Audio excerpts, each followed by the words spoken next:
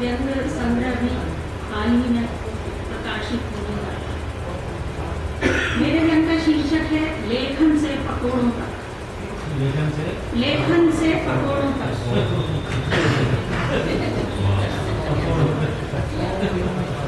मेरी पड़ोसन सुधा जी पकोड़े बहुत अच्छे बनाती हैं। हमारे मित्र मंडली में इसीलिए उनकी बड़ी धाक है। लोग शर्मा जी यानी सुधा जी के पति को भी सुधा जी के पकोड़ों के कारण ही पहचानते हैं। इसीलिए पकोड़े सिनार और पिलपिले कद्दू जैसा डील डॉल होने पर भी लोग उनके व्यक्तित्व की बेहद तारीफ करते हैं, उनको स्मार्ट और मिलनसार बताते हैं, उनके आगे पीछे घूमते हैं। शर्मा जी के घर जाने को वे हमेशा इसीलिए लालायित रहते हैं ताकि सुधा जी के हाथ के स्वादिष्ट पकोड़े खाने को मिले। सुधा जी सबके प्रति समभाव रखती है। वे सबको उसी उदारता और उन्मुक्त भाव से पकोड़े बनाकर खिलाती है। सुधा जी के पड़ोस में ही हमारा भी घर है। हम दोनों में घनिष्ठ मैत्री है। उनके और हमारे यहाँ आने वाले परिचित हमारी मित्र मंडली के सांझे मेहमान थे।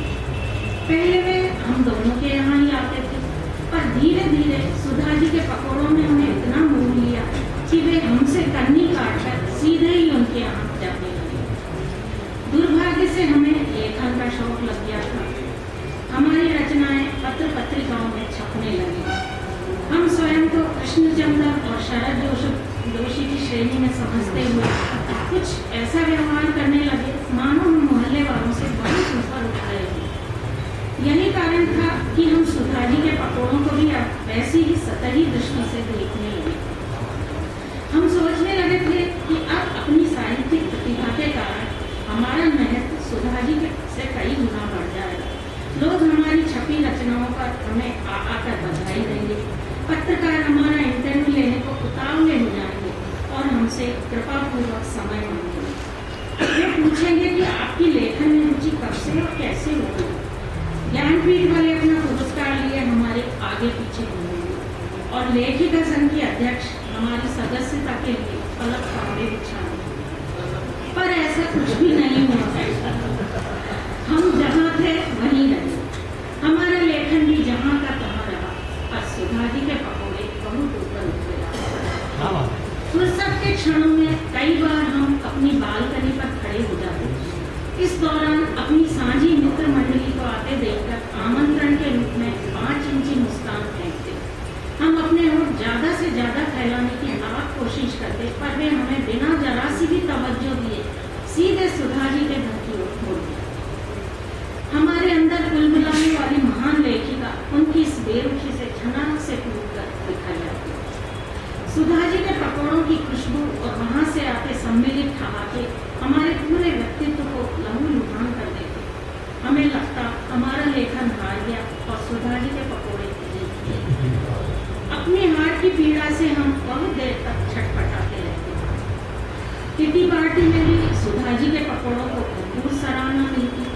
कई दिनों तक उसके चर्चे रहते, पर हमारे लेखन की भूल कर भी बात नहीं होती।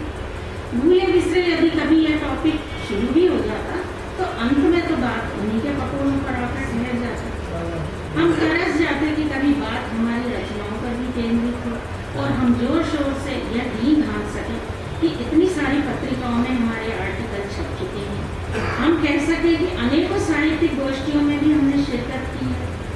दुख तो यह था कि कितनी भी अच्छी से अच्छी रचना पढ़ चुकने के बाद भी लोग तटस्थ रहते थे।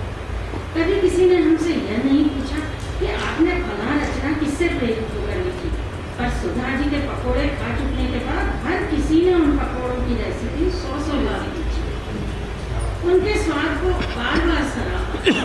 इतने स्वादिष्ट पकोड़े खिलाने के लिए उन पर धन्यवादों की वर्षा की। पर उस दिन कुछ ऐसा हुआ कि हमारा व्यंग किसी अच्छी पत्रिका के एक महत्वपूर्ण कॉलम में छपा। लेखन जगत में यह हमारी पहली जीत थी। हमें लगा अब सुधा जी को चित्त करने की हमारी बारी है। हमने लेखिका संघ की सचिव आस्था जी को फोन करके अपने आर्टिकल के बारे में बताया। उत्तर में आस्था जी की बड़ी सपाट सी आवाज आई, अरे हाँ भाई, मैंने तुम्हारा व्यंग पढ़ा तो है, अच्छा है, मैं तुम्हें बधाई देने ही वाली थी। उनके सपाट से उत्तर के बाद में हम पुलकित हो गए क्योंकि निरंतर पकोड़ा चर्चा के सुधारी दौर में पहली बार हमारी लेखन चर्चा का पसंद आया। हम मन ही मन सोच रहे थे अब आया है नीम पहाड़ के नीचे।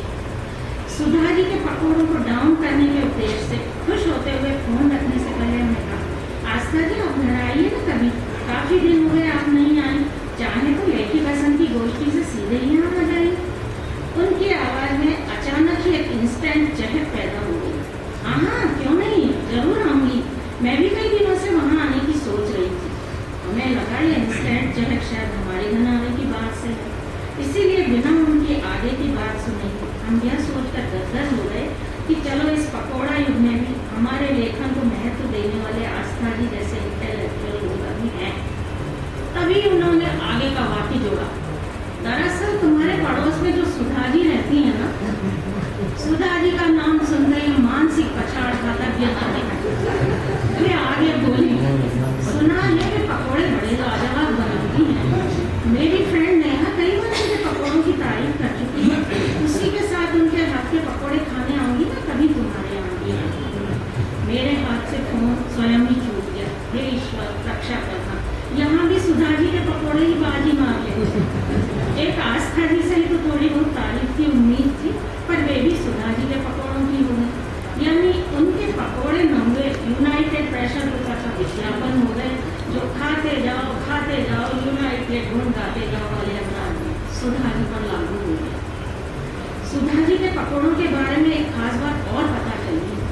सुना है उनके पकोड़ों के बल पर ही उनके पतिदेव शर्मा जी एलिजिबल न होते वो भी निरंतर प्रमोशनों की ऊंची पायदानों पर चढ़ते जा रहे हैं। मजाल है जो समय से पहले हो गए उनके प्रमोशनों पर कोई उंगली उठा दे। उनके सीनियर्स भी जो अपने ड्यू प्रमोशनों की लंबे समय से बाट जोड़ रहे थे, वे भी पकोड़ों की सुगंध से उठे शर्मा जी के रौब के आगे बेबस होते दिखाई दे रहे हैं। और इधर एक हमारे श्रीमान जी हैं जो जी जान से काम करने के बाद भी सालों से उसी पोस्ट पर अटके हुए। हमारे लेखन के बल पर तो उनके प्रमोशन की फाइल 1 इंच तक आगे नहीं सरकी, ऊंची पायदानों की बात ही छोड़िए। इन्हीं सब बातों के बाद जब हम सुधा जी की तुलना में स्वयं को देखते हैं तो हीन भावना से पानी पानी हो जाते हैं। हमने भूतकाल में सालों आंखें फोड़ फोड़ कर जो रचनाएं तैयार की, वे अनेकों तो संपादकों के खेत सहित की भेंट कर दी, कुछ बिना पढ़े ही लौटा दी गई और कुछ विदाउट पारिश्रमिक हो गई। जैसे तैसे समेट समाप्त कर कुछ रचनाओं को किताब रूप में परिणित कराना चाहा तो वे प्रकाशन की तारीखों में उलझ कर रह गई, यानी सब कुछ उल्टा पुल्टा ही होता गया। यह था हमारी साहित्य गतिविधियों का दर्दनाक लेखन। वैसे